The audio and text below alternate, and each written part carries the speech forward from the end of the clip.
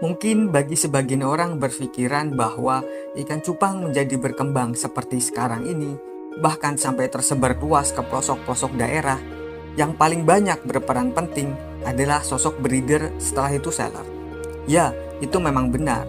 Tapi setelah memasuki tahun 2020, yang paling banyak mengambil peran itu sampai sekarang adalah para penghobi ikan cupang itu sendiri.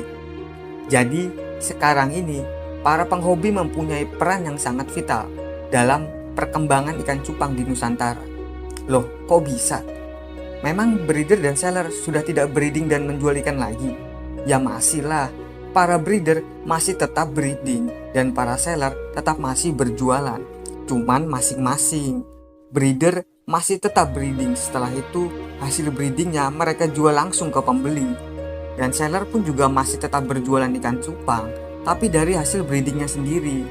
Bisa dibilang hubungan antara breeder dan seller ini lagi kurang bagus lah. Kayak ABG yang baru mulai pacaran, jadi masih labil.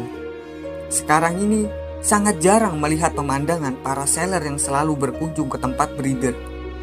Jangan alasan karena pandemi corona ya, karena saat sebelum pandemi juga sudah terjadi hal kayak gini. Keretakan hubungan antara breeder dan seller awalnya didasari kecemburuan penghasilan mereka yang berbeda. Dan sifat iri serta ingin menang sendiri pun mulai timbul. Padahal, dulu saat seller berkunjung ke tempat para breeder, walau hanya sekedar cek kondisi ikan cupang yang siap panen, serta ngopi dan berbincang-bincang. Pemandangan semacam itu menurut saya sangat indah.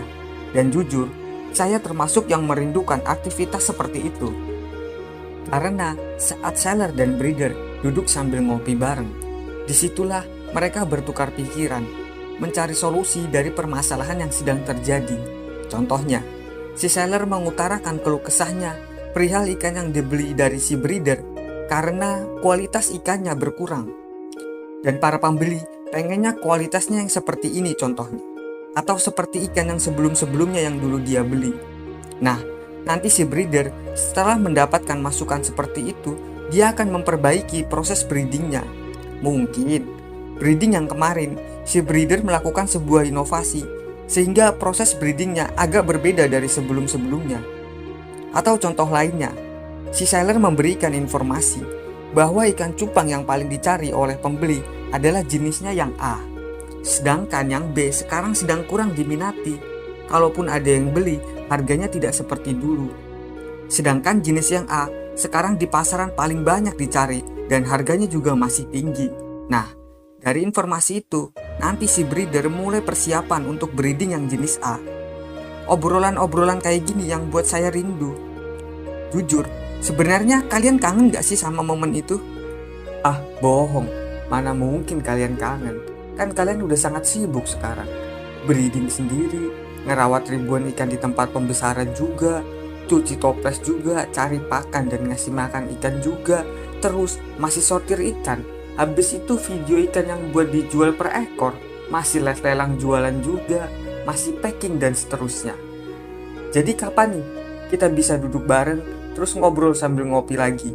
Walaupun cuman untuk mengenang momen itu doang. Siapa tahu aja kita bisa sadar bahwa kebersamaan kita lah yang membuat kita semakin hebat dan saling melengkapi satu sama lain.